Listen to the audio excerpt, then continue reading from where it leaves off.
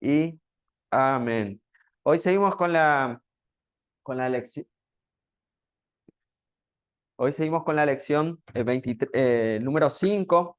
Si alguno por ahí tiene el manual viejo, es la lección 23 del manual viejo. Hoy vamos a estar con esta. Bendiciones e intercambio de Cristo en la cruz. Para hacer una introducción rapidita, la cruz tiene un significado muy importante en nuestro tiempo y nos identifica como cristianos, pero en el tiempo de Jesús la cruz tenía una identificación más bien con un castigo hacia los esclavos. El castigo más cruel, se los crucificaba a las personas y se trataba de ponerlo, no colgarlos muy altos, sino estar cerca de la tierra para que tanto las aves rapiñas, los animales, a comer a la gente literalmente, para que la muerte sea una muerte lenta, sufrida, una muerte muy dolorosa. Por eso, cuando murió Jesús, se sorprendieron de lo rápido que murió Jesucristo, porque la muerte era dolorosa. Era un castigo muy habitual, principalmente reservada para los esclavos. Y el año 200 después de Cristo fue Constantino quien abolió o dejó sin efecto este castigo que era muy normal para los romanos, que era la crucifixión. Hay un caso, una historia allá de aquella época, que un grupo de esclavos que fueron derrotados, 6.000 hombres crucificados en la Vía Apia en Roma, que fue uno de los actos más crueles que hizo Roma, eh, para mostrar su poder, su crueldad también hacia sus enemigos, hacia aquellos ¿qué tal? Hacen para sus enemigos. Y, y es importante que tengamos en cuenta que tengan en cuenta esa cuestión de que la cruz era un medio de crucifixión. Estamos hablando hoy de la lección de bendiciones e intercambio de la cruz. Si querés te doy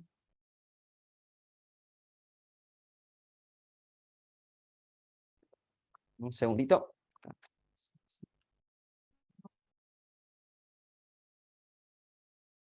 8,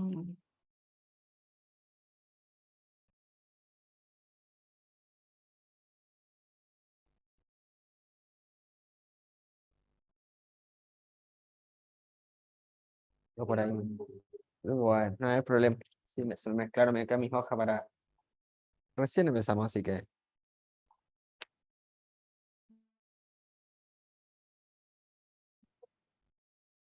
3, 5,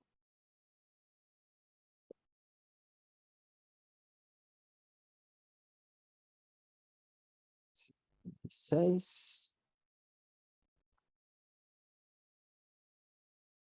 8, 9 y 6. 2, 4. Ahí de la 27. Adelante. Ahí te doy. Dale, 27. Abajo están los numeritos. Bueno, seguimos. Eh, le,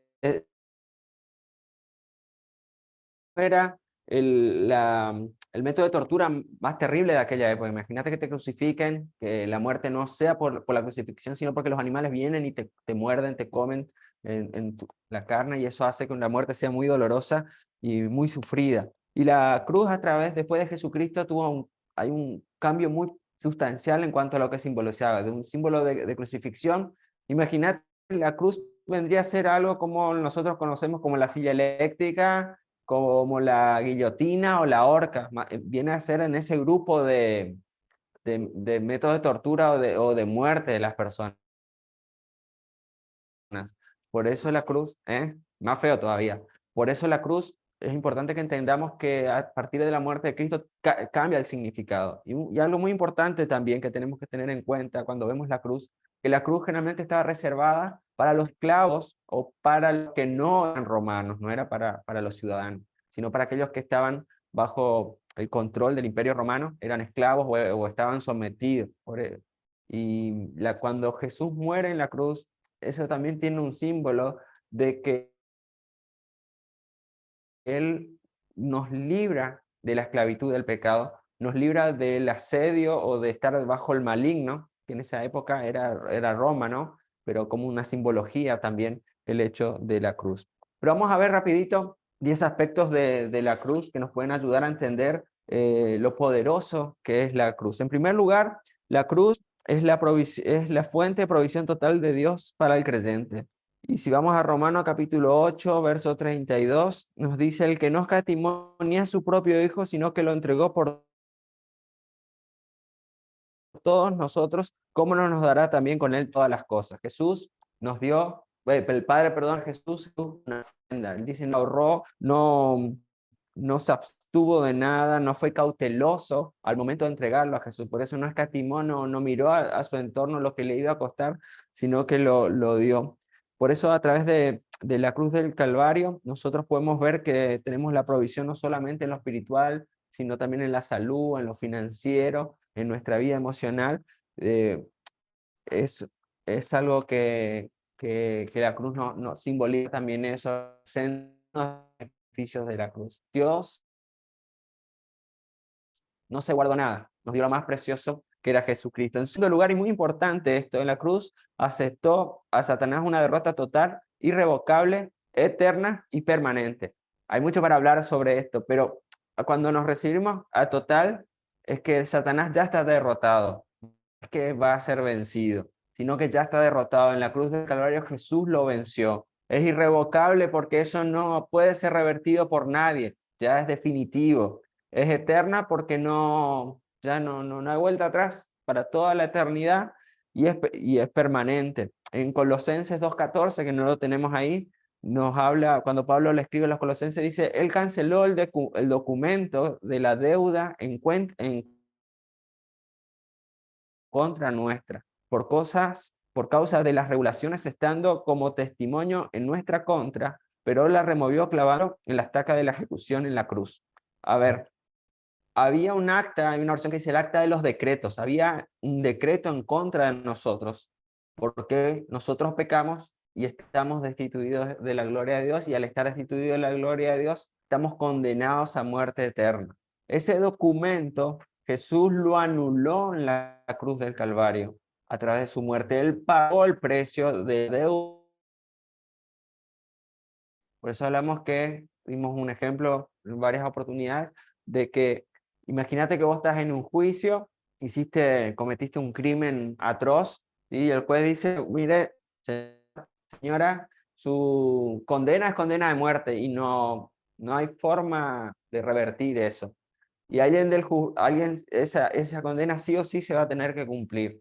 Imagínate que alguien del público se levanta y dice, señor juez, si usted me lo permite, yo sé que esta persona es culpable de muerte, yo quiero ocupar ese lugar para que la condena sea cumplida, pero eximirle de la muerte a esa persona. Bien, el juez dice, está bien, acepto su propuesta, usted va a ocupar el lugar de esa persona, pero usted va a morir, va a tener que pagar eso. Y eso fue lo que hizo Jesús. Jesús pagó la condena que nos correspondía a nosotros por pecadores. No es que fue una muerte gratuita, no es que fue sin sentido, sino que era necesario.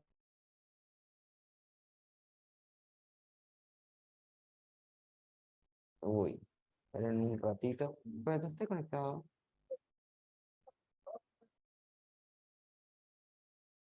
Pero estamos todavía conectados, ¿eh? ¿Sí? Bueno, ¿me escuchan los que están por Zoom? ¿Sí? Ah, bueno, no, me apareció un cartelito como se había cortado. Bueno, seguimos, ¿sí? Se entiende por qué era necesario que Jesús muriera en la cruz. Y cuando Jesús estuvo en la cruz, él dice consumado es. Cuando nos vamos al original, ese consumado tiene que ver con que la deuda fue pagada, como que cuando vas a pagar una deuda y te dicen, bueno, está cancelado, está saldado, y ese significado tiene consumado es. Yo me imagino la cara de Satanás, trato de imaginarme, cuando escuchó que Jesús gritó en la cruz, consumado es. Y le ha dicho, ¿qué le pasa a este Jesús? Yo lo estoy matando, y él dice, consumado es, pagado es. Y creo que después se dio cuenta cuando Jesús resucitó que la deuda fue pagada, que nos correspondía a nosotros. Y eso es lo importante y lo glorioso que tiene la cruz. Juan 19:30 dice, consumado es, finalizado, terminado, cancelado la deuda. Jesús pagó allí en la cruz cuando murió por nosotros esa deuda. Por eso la asestó, le dio una derrota que es total, irrevocable y eterna y permanente a Satanás. En tercer lugar, Jesús recibió el castigo por nuestros pecados para que seamos y llevó nuestras enfermedades y dolores. Ahí el versículo que lo citamos varias veces, que es Isaías 53:5, dice, despreciado y desechado entre los hombres, varón de dolor, experimentado en quebranto. Más adelante dice, ciertamente llevó nuestras enfermedades, sufrió nuestros dolores, y nosotros le tuvimos por azotado, por herido de Dios, abatido. Más el herido fue por nuestras rebeliones y pecados, y el castigo de nuestra paz fue sobre él. ¿Se acuerdan que este pasaje fue escrito muchísimo tiempo antes, ya lo habíamos hablado, de que Jesús naciera inclusive? Y está hablando en tiempo pasado. Él ya llevó, él ya pagó, él ya sufrió. Y esa es una profecía que tiene que ver con la eternidad de Dios. Él ya vio lo que iba a pasar antes, como que ya fue hecho.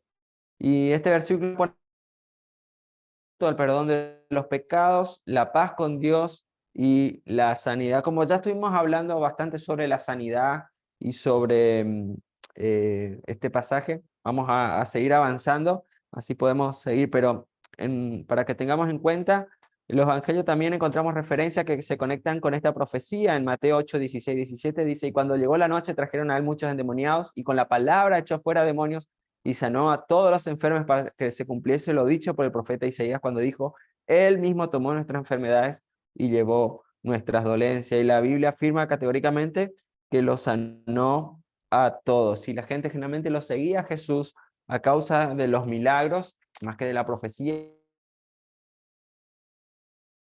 más que el hecho que lo consideraran un Mesías, lo seguían por los milagros. En cuarto lugar, Jesús se hizo pecado para que seamos justificados con su justicia. Y es un poco recién del juicio, ¿no? A mí esa escena del juicio siempre me clarifica un poco la necesidad y lo que hizo Jesús por mí en la cruz, en la cruz, lo que representó ese sacrificio por nosotros. Dice Romanos capítulo 3, verso 23 al 25, por cuanto todos pecaron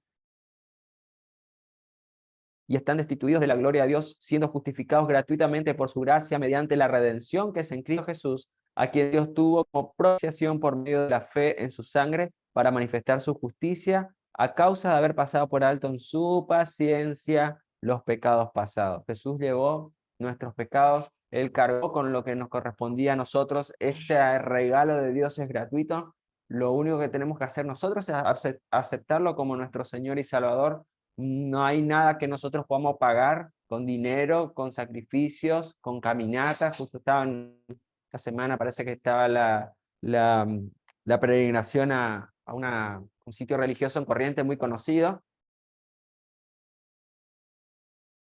que van en bicicleta, caminando y todo. Pero el que ya hizo el sacrificio por nosotros es Cristo, no es necesario hacer otro sacrificio, simplemente seguirle a Él, obedecerle, buscar de su presencia, servirle como Él lo hizo, porque Él tomó nuestro lugar. Al que no conoció pecado por nosotros, lo hizo pecado para que nosotros fuésemos hecho justicia de Dios, nos dice Corintios, capítulo 5, 21.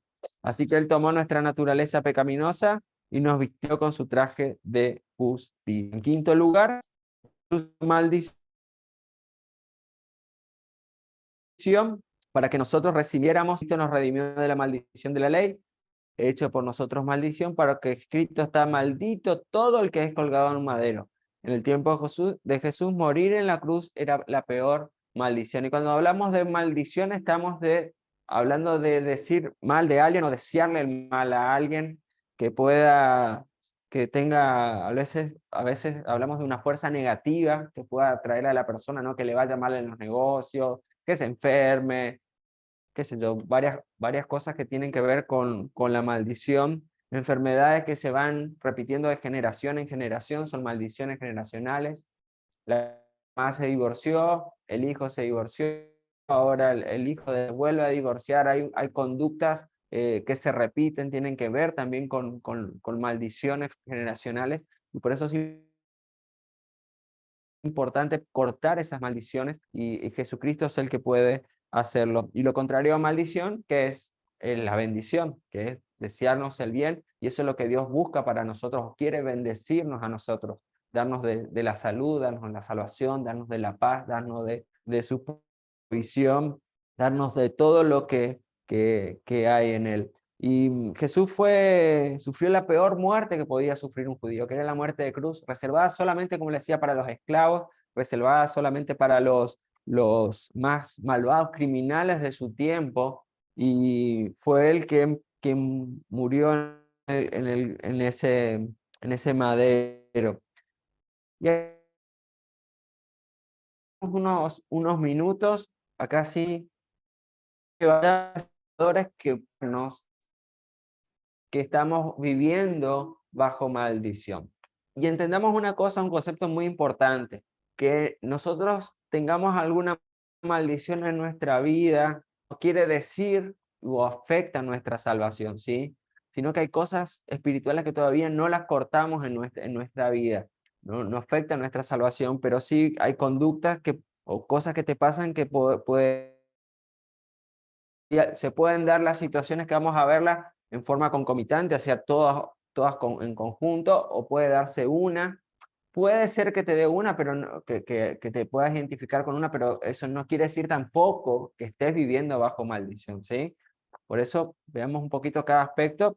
Y en primer lugar, puede ser colapsos y trastornos nerviosos y mentales que se alteran, ¿sí?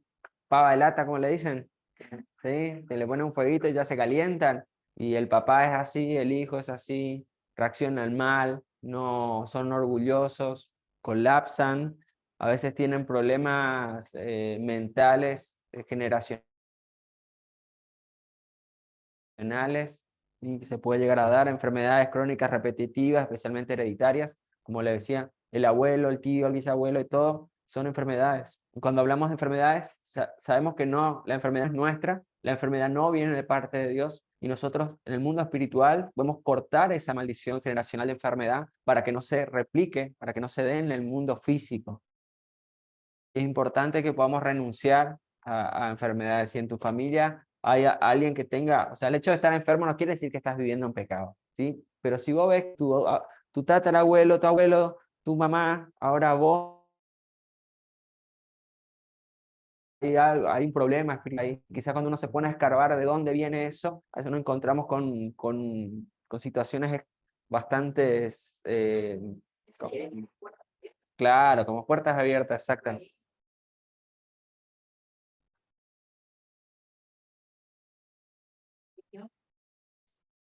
Puede llegar a ser, sí. Hay que cortar la maldición, sí, sí. Enfermedades crónicas, pues repetitivos, abortos espontáneos, no provocados, cuando también se dan, puede ser, por eso le digo, no es que si se da eso estás bajo maldición, ¿sí? Pero si se da en forma secuencial o repetitiva, es probable que haya algo de eso. Separación matrimonial de destrucción, varios divorcios, lo que te decía. Continuas crisis económicas, especialmente cuando se gana lo suficiente. Hay gente que gana muy, muy buen dinero, pero no sabe administrarse, vive endeudada, no sabe, nunca la alcanza, y puede ganar más, igual no la alcanzan. Accidentes continuos de toda clase, violencia, adicciones. Conocí a uno que vivía chocando perros. Yo nunca choqué un perro, y cada vez que salía parece que tenía la maldición de chocar los perros. Mala o buena puntería o atraía a los perros, pero o todos los perros le querían a él, así que, pero, ay, ay. Historias de suicidios, perdón, muertes no naturales en la familia, a veces se dan de accidentes de tránsito, más allá que nos puede pasar, ¿no? Pero cuando así el sobrino murió así y cosas, puede ser que haya una maldición. Y es importante que podamos identificar eso. Si hicieron la sanidad de las puertas, sanidad interior, es probable que puedas llegar a identificar con más claridad alguna maldición. Generalmente en los encuentros sucede que en los tiempos de administración el Espíritu Santo te muestra cosas, quizás que vos no sabías y te hace renunciar por cosas pasadas y tu vida comienza a cambiar. Por eso les digo, hay maldiciones que no tienen que ver con una cuestión nuestra, sino que vienen de generación en generación. Así como la bendición se transmite de generación en generación, la mal también se transmite. Hay un pasaje de eso, de las bendiciones y las maldiciones al pueblo de Dios por no obedecerlo o las bendiciones por obedecerle. Por eso es importante que rayemos la cancha y digamos, Señor, yo renuncio a toda maldición. Si algún pariente mío en mi pasado hizo un pacto con Satanás, obtuvo algún beneficio o algo, renunciar en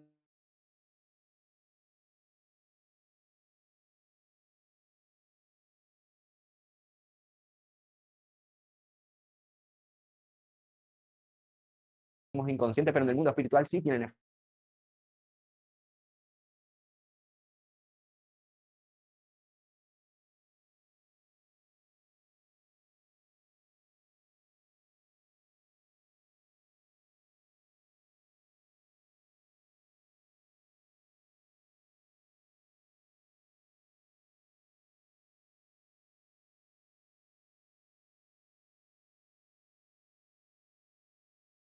siempre.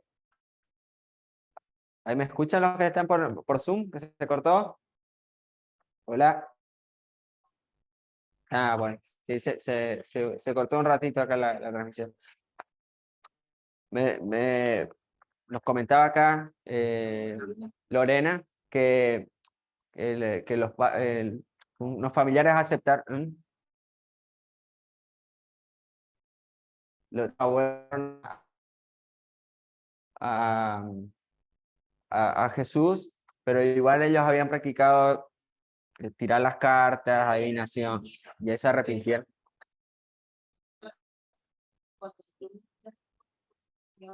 Le mostró, puede ser, sí, sí, sí, puede ser que no,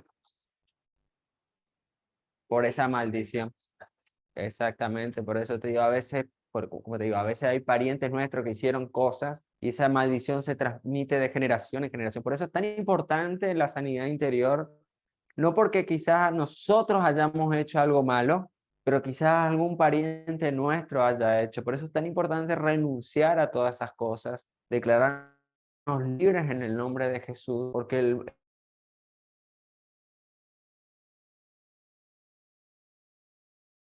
es más poderoso a veces lo que nosotros imaginamos. Dicen, no, pero ese es puro verso, ese es chiste. No es así. Hay gente que está mucho a veces lograr la sanidad y la libertad del mundo de todas de las experiencias pasadas, maldiciones pasadas, si no renuncia expresamente. Recuerden que Dios nos salva, pero también nos sana, y en el proceso de sanidad a veces lleva un tiempo poder curar y poder liberarnos también de todo eso. No afecta nuestra salvación, pero sí afecta nuestra vida, nuestra relación con Dios, con la gente que tenemos a nuestro alrededor. Así que si alguno no hizo la sanidad de las puertas, hágalo, vaya al encuentro, porque realmente se habla, sí, se habla. Así que bueno, ahí terminamos con los primeros 5, que son cortitos, vamos a repasar rapidito, ¿sí? ¿Cuáles eran? ¿Cuáles eran los que estuvimos viendo? El primero es que la cruz es la fuente de provisión total para el creyente. ¿Sí? El que no escatimó nada, Dios no escatimó nada, no se ahorró nada, nos dio lo más precioso que era su Hijo, que la cruz también representa la derrota total, irrevocable y eterna. Dios pagó la deuda que tenía con nosotros, consumado es, acordate esa palabra, consumado es, Juan 19:30, Jesús recibió el castigo por nuestros pecados para que seamos perdonados, Él llevó nuestras enfermedades y dolores, no te olvides ese pasaje de Isaías 53:5, que es tan poderoso, y nos de lo grande de Dios para sanarnos aún hoy.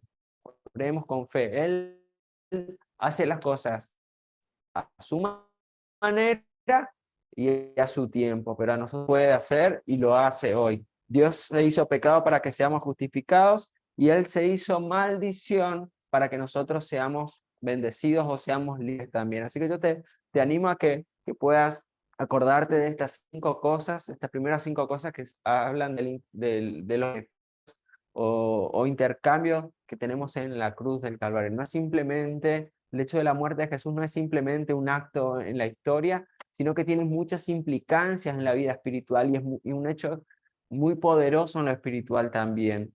Otra de las cosas también que podemos ver ya avanzando en la clase, en la lección siguiente, en la 6, dice, Jesús soportó nuestra pobreza para que podamos herida, porque ya conocéis la gracia de nuestro Señor Jesucristo, que por amor a nosotros se hizo pobre siendo rico. ¿Sí? Para que vosotros con su pobreza fueseis enriquecidos, nos dice 2 Corintios 8:9. Sin duda, es una verdad que a muchos molesta el hecho de que Dios haciéndose pobre, ¿viste? ¿En qué página está, Fede? Perdón. En la B. No, tengo la lección de... ¿No? Ahí está. Bueno. Sí. Bueno, para que nosotros podamos vivir en abundancia, Dios se recibe por fe. Vayamos a la lección donde hablamos sobre la fe, ¿sí? Que creyendo la palabra de Dios, confiando y obedeciendo. Pero cuando hablamos de prosperidad en Dios, yo no estoy hablando de que todos los cristianos que tienen que ser millonarios, tener grandes cuentas bancarias, tener el auto último modelo, sino cuando decimos que vivimos en abundancia, es hacerte la idea que te vas a un negocio con, digamos, hoy, ¿qué podríamos decir? 100 pesos. ¿Sí? Pero 100 pesos vamos con... Bueno, pongamos un ejemplo, te vas con 100 pesos para un número redondo. Te vas y lo que tenés que comprar sale 150. Te vas con los recursos insuficientes para hacer, ¿sí? No te alcanza para comprar lo que necesitas. Ahora, cuando te vas con los 150, te vas con lo suficiente para comprar eso. Ahora, si vos te vas con 200 pesos, vos te vas con abundancia, porque no solamente te alcanza para comprar lo que querés, lo que necesitas de 150 pesos, sino que aún te sobra. Cuando Dios habla de que Él nos da en abundancia, Él nos da para que lo que nosotros necesitamos. ¿Y qué necesitamos para vivir? Alimento, un lugar, comida y un lugar para vivir. Y muchas veces decimos, no, yo soy pobre y tengo todas esas necesidades básicas satisfechas. Hay una teoría de un economista que se llama Maslow, la pirámide, que él hablaba de las distintas necesidades, ¿no? Las primeras son las fisiológicas, cuando el hombre satisface esas necesidades fisiológicas, empieza, o biológicas, ¿no? Lo que tiene que ver con alimento, comida. El segundo lugar tiene que ver con la social, el de ser aceptado, el de de tener más bienes, y va subiendo hasta un punto donde el último lugar donde ya no le importa las necesidades físicas ni el reconocimiento, sino que tiene que ver con la autorrealización de la persona, ¿no? Por eso hay mucha gente que llega al éxito supremo y se deprime. Fíjense, hay varios casos ahora de artistas que son muy famosos, reconocidos internacionalmente, que están viviendo en depresión, en angustia,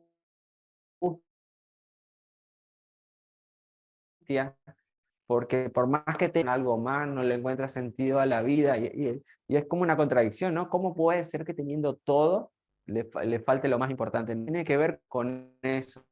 Cuando Dios nos da en abundancia, que nosotros podamos bendecir a otros. Para eso Dios te prospera. Y si capaz Dios no te prospera, quizás nuestro corazón no es lo suficientemente generoso, nuestra vida no es lo suficientemente generoso, y por ahí Dios no nos quiere confiar más cosas, porque dicen, ¿para qué le voy a confiar si Él igual se guarda todo? Hay un caso, una historia de John Deere de Estados Unidos. Dice, arrendaba o diezmaba el 10% y vivía con el 90%. Y con el paso del tiempo él fue prosperando y cada vez él ofrendaba más y se quedaba con menos para vivir, hasta que los últimos tiempos de su vida él ofrendaba el 90% de lo que ganaba y vivía con el 10%. ¿sí? Y eso tiene que ver con un corazón generoso, porque él entendió, pongámoslo en contexto también, él era un súper millonario, ganaba muchísimo dinero, ¿no? O sea, que no necesitaba tampoco eso para vivir, pero tiene que ver con estar contento con lo que tenemos. Hay un pastor, el pastor Pan, que dio unos cursos hace un par de años y hablaba de finanzas. Quizás lo que hicieron en el curso de finanzas van a entender mejor lo que les quiero compartir. Hablaba de estar contento con los que tenemos, ¿sí? Con lo que Dios te dio. Agradecido, contento, agradecido con lo que Dios te dio, con lo que tenés hasta ahora. Eso no quiere decir que vos no quieras progresar, no quieras ir por más, pero muchas veces estamos viendo lo que tienen los demás, como dicen en el patio, siempre el patio a mí no tiene el pasto más verde que el de mi casa, siempre el otro está mejor que yo, siempre el otro tiene más que yo, tiene una mejor casa, un mejor auto, una mejor ropa, un mejor trabajo, y a veces nos frustramos y vivimos hasta cierto punto como deprimidos o desahuciados o sin esperanza porque decimos, nunca voy a llegar a eso, y no vemos todo lo que tenemos nosotros, ni vemos la gente que tiene menos que nosotros. Cuando vos te vas de vos, está peor que nosotros, realmente ahí vos sos agradecido. Cuando vos abrís la canilla de tu casa y tenés agua, o tenés un baño, o tenés un techo, o tenés una comida, o podés desayunar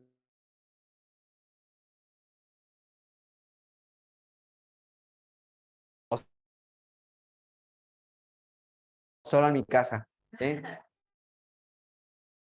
O cuando no aprovechan esas posibilidades, a veces los padres somos insoportables, los padres somos pesados, hinchas, pero cuando a vos te falta eso, ahí recién vos empezás a valorar eso. A nosotros nos tocó, bueno, en mi adolescencia, en la iglesia que yo concurría, había un hogar de niños donde venían niños derivados de los juzgados, niños que a veces eran abandonados, niños que eran literalmente atados a árboles y dejados en las chacras, hasta que le encontraban como perros. Historia realmente muy triste. Y cuando vos ves tu familia, por más que a veces uno reniega de los padres y de los hermanos y todo lo demás, pero ves el cuidado de Dios con nosotros, también uno empieza a valorar esas cosas. Por eso hay que estar contento con lo que tenemos, aunque sea poco o sea mucho lo que Dios te dio, disfrutar lo que te dio, agradecerle a Dios. El simple hecho de poder venir a la iglesia, a la iglesia de Dios, es un privilegio. Me tocó hablar esta semana con un colega por un tema laboral y, y me decía, me compartía por ahí la realidad de la iglesia, los profesionales solo se preocupan del trabajo, no se involucran en la iglesia, que muchos chicos no vienen, no se involucran. Y yo miro un poco lo que nosotros tenemos como congregación, con todos los defectos que hay, ¿no? Pero el hecho que mis chicos quieran venir a la iglesia, que yo no le tenga que subir al auto, vamos a tener que ir, a mí me hace mucho y veo que acá se pueden encontrar con Dios. Y ahora viene congregación también, los grupos pequeños, los distintos ministerios, gente involucrada, trabajando. Hay mucho por hacer también, mucha mano de obra también que hace falta, pero es realmente un privilegio. Vamos por más, sí, vamos por más, pero por eso digo, cuando vas empezando, a veces no es bueno compararse, pero a veces también es bueno ver a nuestro alrededor que hay gente que no está tan bien como nosotros en algún sentido. No es que nosotros seamos mejor espiritualmente, simplemente que Dios nos permite vivir este tiempo de gracia como iglesia. Pero vamos a seguir, porque si no, no vamos a terminar. Y Jesús llevó nuestra vergüenza y culpabilidad para que nosotros podamos recibir su gloria. Cuando Jesús fue crucificado, repartieron entre sí sus vestidos, echando suertes para que se cumpliese lo dicho por el profeta. Partieron entre mí sus vestidos y sobre mi ropa echaron suertes y sentados la guardaban. Los soldados no solamente azotaron a Jesús, sí, lo denigraron, la gente, los religiosos de aquel tiempo pasaban también, che, vos Jesús, que te creés que vos sanabas, qué sé yo. hijo de Dios, ¿qué hace ahí colgado? A ver, que Dios mande sus ángeles para que te bajen. Fue avergonzado, pero él sabía lo que tenía que hacer, sabía que era más importante que bajar ahí, que podía hacerlo, era morir en la cruz. Y él llevó nuestra vergüenza para que nosotros compartiésemos su gloria. Él fue despreciado y desechado por los hombres. Sin embargo, una de las razones por las que Jesús soportó toda esa vergüenza fue para que lleváramos la gloria al Padre, para que nosotros viviéramos en nuestras generaciones con honra y con gloria. Cuando hablamos de vergüenza, hablamos de una modificación del ánimo, una turbación, alguna acción deshonrosa, humillante, que nos produce te humillan, eso te frena y no avanzás, no querés a veces salir, no querés enfrentar las distintas situaciones porque te avergonzaron, te, te pusieron un freno, a veces que son muy tímidas también tienen que ver con eso, ¿no? Tienen que ver con la vergüenza y la culpabilidad, y Jesús lo llevó allí en la cruz del Calvario. En octavo lugar, Jesús soportó nuestro rechazo para que podamos obtener su aceptación. No cabe duda que el rechazo es uno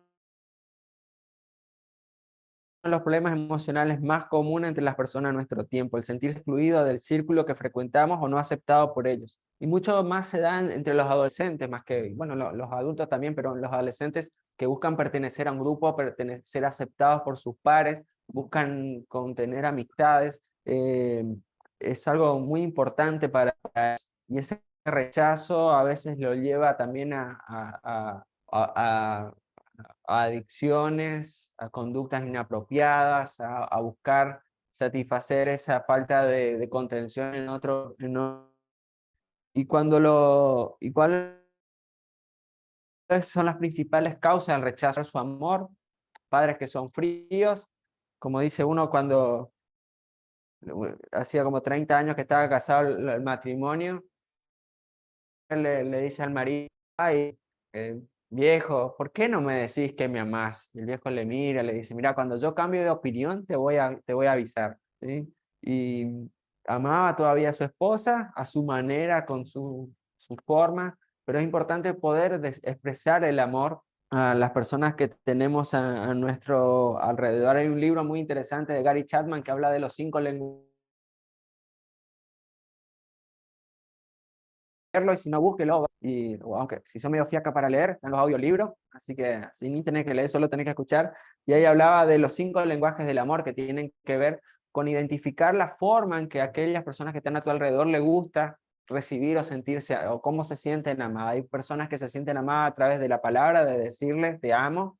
Hay gente que se siente amada cuando vos pasas tiempo simplemente con ella, no le importa que vos le digas, le hables, simplemente le hecho, está sentado tomando más, compartiendo tiempo. Ese es el lenguaje del amor de esa persona. El de los regalos o presentes, que si no le trae una chipa, una florcita, algo, ya se sienten amadas como, o reconocidas, con hechos o actos, ¿sí? Deja, yo voy, yo hago, te limpio, te barro, te lavo la ropa. Por ahí las mujeres, ¿no? Si el marido, sin quejarse, por ahí un marido que ama tanto a su esposa, dice, no, querida, yo lavo los platos hoy, o como dicen en los dibujitos americanos, los trastos, ¿sí? O la ropa, o plancho, o barro. O sea, una mujer que ama tanto a su esposo y le lava el auto, le corta el pasto, ahí me parece que hay mucho quórum a veces, pero bueno. O también el contacto físico, sino el del abrazo, el de estar juntos. A veces por ahí en los chicos más pequeños se da el hecho de estar pegote todo el día, y esa es la forma de sentirse amada. Eso tenemos nuestro, el más pequeñín, cuando yo voy y le abrazo a mi señora, viene y se mete en el medio ahí, porque él no puede ver que otro le esté abrazando a su madre o a su papá, pero por eso.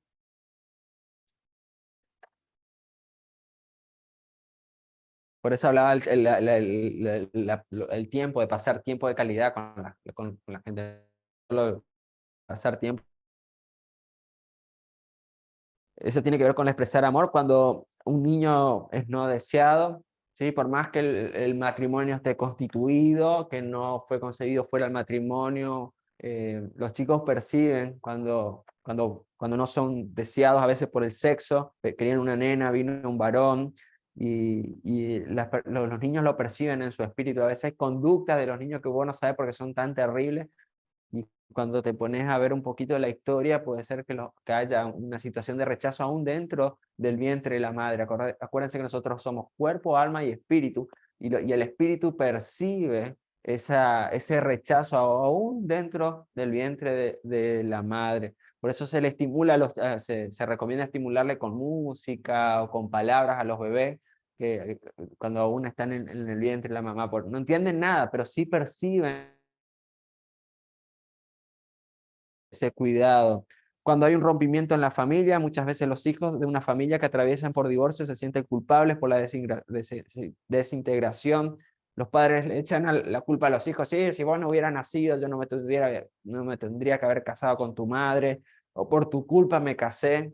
Y padres que no asumen su responsabilidad de sus actos, son padres irresponsables, porque si tuviste un hijo fuera del ámbito del matrimonio, tenés que asumir esa responsabilidad, ese acto, ¿no? A veces son las hormonas,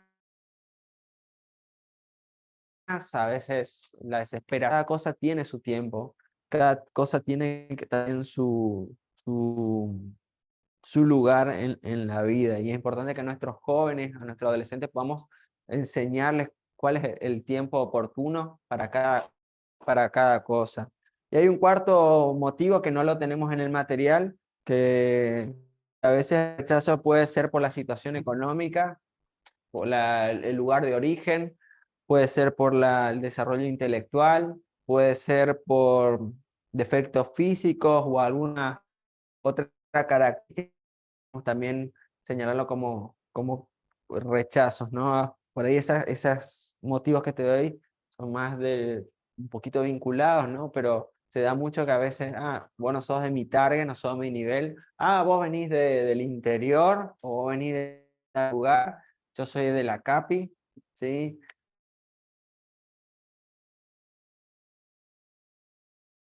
Es tanto acá nuestra, no, viene con la herida del interior, ¿no? Porque uno del interior cree que uno vive rodeado de leones, de monos. No, me acuerdo, perdón, pero estábamos en un congreso cerca de Verano, una iglesia, creo que en el Chatón, por ahí, una iglesia de Colonia, ¿no? Y había un grupo que vino de Buenos Aires, y decía: sí, ¿y dónde voy? No, yo vivo en un pueblito así. Sí, ahí no tenemos ni luz, ni agua, ni internet, y convivimos con los leones. Y le creían, el otro se mataba de risa: en la casa tienen internet, o alto, todas las cosas que necesitaban. Pero sí, porque son del interior, ¿no?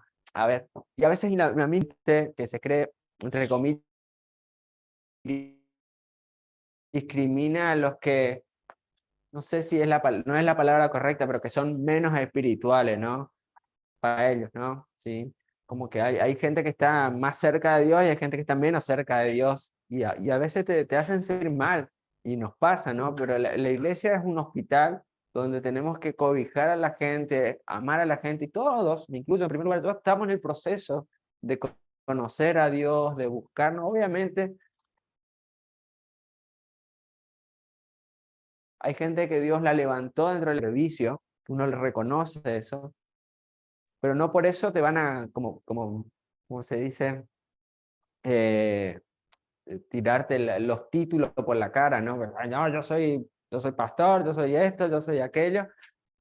Estamos para servir, y más que nada los líderes, y nosotros como líderes estamos por gracia y estamos para servir. Y si Dios nos levantó en un lugar para servir, para ponernos en evidencia, para coordinar cosas, es para el servicio de la gente. Al fin y al cabo, nosotros como iglesia, ¿cuál es nuestra finalidad? Volvemos a la primera lección, los primeros 10 minutos, que nuestra misión como iglesia era establecer el reino de Dios en mi familia, en las familias de Posadas y del mundo. Esa es nuestra misión.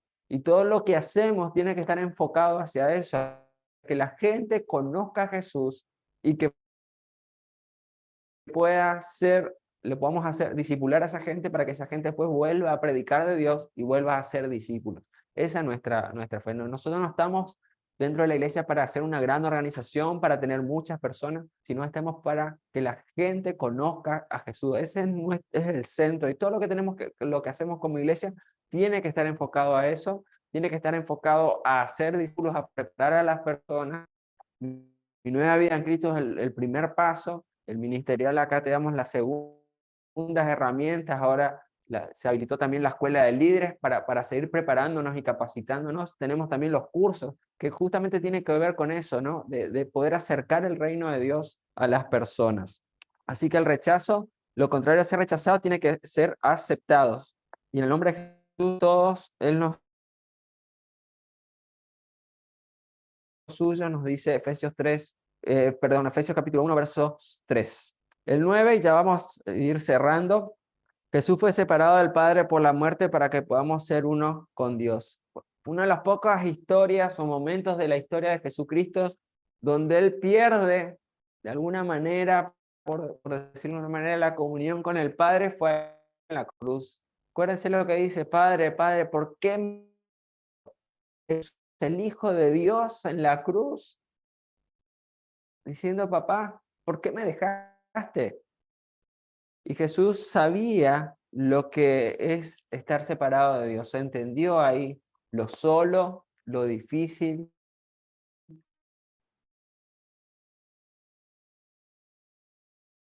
Pero esa muerte en la cruz de Jesucristo, a través de que Él ocupó ese lugar que nos correspondía a nosotros, hoy nosotros podemos tener lugar con Jesucristo. Y hay un hecho histórico trascendente con la muerte de Jesús, y tiene que ver con el templo de Israel.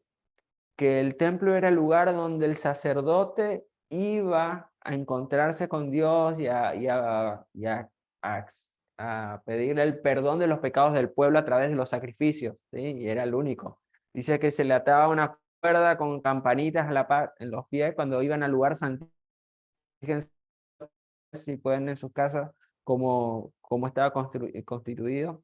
Había un atrio, lugar santo y lugar santísimo, donde en ese lugar santísimo estaba el arca del pacto, donde estaba la vara de Moisés, el maná, la vara de Aarón, perdón, cierto, bueno, yo siempre me confundo, eran medio hermanos, y las tablas de la ley, ¿no? Y ahí entraba y estaba la presencia de Dios. Y había un velo, dice velo, cuando se construyó aproximadamente 10 metros de alto por 20, acá tengo las medidas, 20 de alto por 10 centímetros de espesor y 10 metros de ancho. Dice que era, imagínense una cosa así de ancha, 10 centímetros de tela, 20 metros, lo pesadísimo que habrá sido, lo resistente. Dice que necesitaban casi 60 hombres para llevar de un lugar a otro.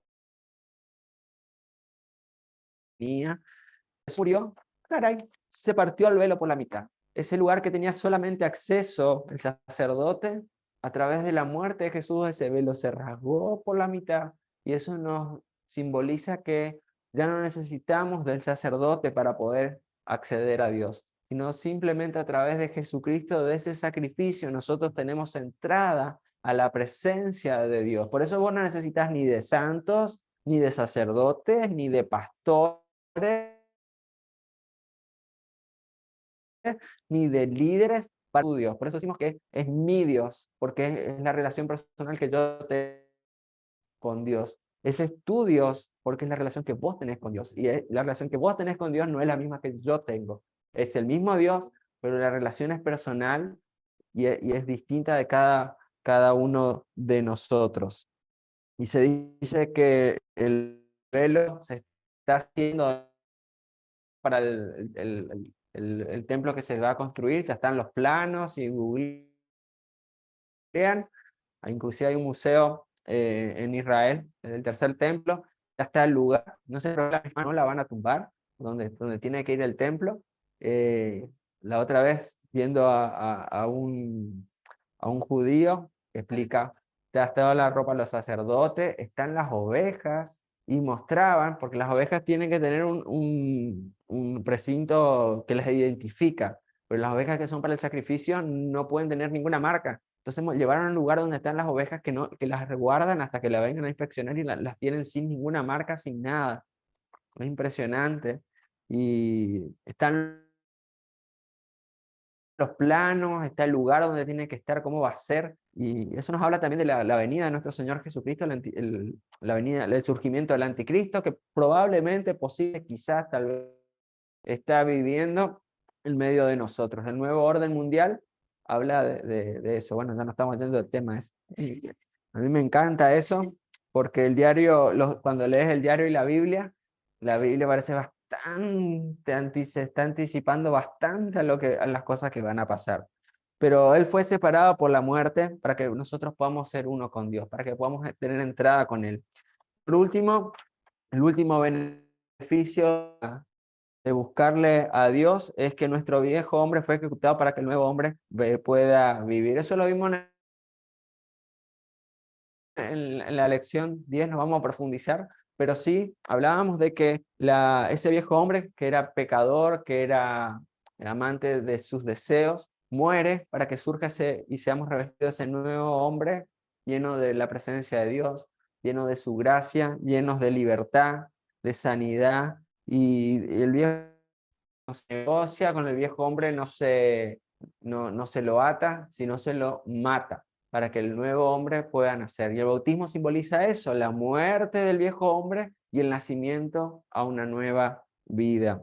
En Efesios capítulo 4, 22 y 24 dice: en cuanto a la pasada manera de vivir, despojado, o sea, sacate del viejo hombre que está viciado conforme a los deseos engañosos y renovaos, o sea, hacer nuevo, formatea tu disco, formatea tu mente, borrar tu sistema operativo viejo, tu Windows 3.1 o el Windows XP para los que les gusta la informática, y ponete el sistema operativo del cielo, renovados en el espíritu de vuestra mente y vestidos de ese nuevo hombre creado según Dios en la justicia y santidad de la verdad.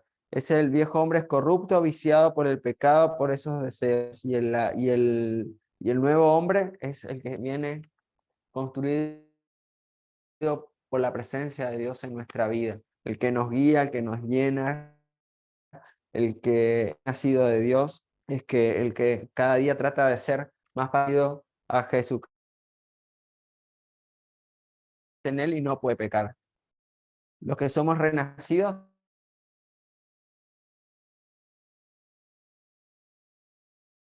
cosas que agradan a Dios. Equivocamos, que sí, y posiblemente hoy lo habremos hecho y quizás antes al final del día lo volvamos a hacer, pero tenemos un Dios que es bueno y es misericordioso con nosotros para perdonarnos y limpiarnos de toda maldad. Y para terminar, te invito a que puedas señalar en tu Biblia, grabarte en el corazón Colosenses capítulo 3, verso 1 al 15, del 1 al 5, perdón. Dice: si puedes haber resucitado, si se habéis nacido de nuevo, si habéis Salvador, buscar las cosas donde está Cristo sentado a la diestra de Dios. Poned la mira en las cosas de arriba, no en las de la tierra, porque habéis muerto y vuestra vida está escondida con Cristo en Dios. Cuando Cristo, vuestra vida se manifieste, entonces vosotros también seréis manifestados en gloria. La cruz del Calvario es un hecho muy poderoso, mucha implicancia, es importante poder identificar todos esos aspectos y por qué fue necesario que Jesús muriera. Y para hacer un breve repaso de los 10 puntos que estuvimos viendo, en primer lugar, Él recibió todo el castigo por nuestros pecados para que recibamos su perdón. En segundo lugar, Él llevó nuestras enfermedades para que nosotros recibamos sanidad. Él se hizo pecado para que seamos justificados en su justicia. Murió nuestra muerte, porque estaba para que recibir su vida. Se hizo maldición para que recibamos bendición. Soportó nuestra pobreza para que podamos recibir su prosperidad, tener suficiente y aún más. Llevó nuestra vergüenza y culpabilidad para que podamos recibir su gloria. Soportó nuestro rechazo para que podamos obtener su aceptación. Fue separado del Padre por la muerte para que podamos ser uno con Dios. Si por ahí estás pasando un tiempo de soledad, un tiempo de angustia, tenemos un papá que siempre está ahí dispuesto a estar con nosotros con su presencia y Dios va a abrir los cielos para que abunde esa paz que sobrepasa todo entendimiento. Y nuestro viejo hombre fue ejecutado para que el nuevo hombre pueda vivir en nosotros. Y esos son las 10 bendiciones e intercambios de Cristo en la cruz. Papá querido, gracias porque la cruz es poderosa, porque la cruz es algo que va más allá de lo que nosotros podemos a veces llegar a comprender de todo lo poderoso que ha sido, toda la implicancia que ha tenido ese sacrificio. No fue en vano, no fue un hecho por ti, fue lo que pasó porque pasó, sino que realmente había un motivo y un propósito muy poderoso en tu muerte, la destrucción y la derrota total y eterna de Satanás. Por eso somos más que vencedores. Vos ya lo venciste en la cruz, ya resucitaste, el pecado no pudo retenerte porque eres santo, pero tú pagaste lo que nos correspondía a nosotros por amor. Gracias, papá, porque no te ahorraste lo más precioso de nosotros. En el nombre de Jesús, que toda la gloria, la honra y el honor sean para ti, papá. En el nombre de Jesús. Amén y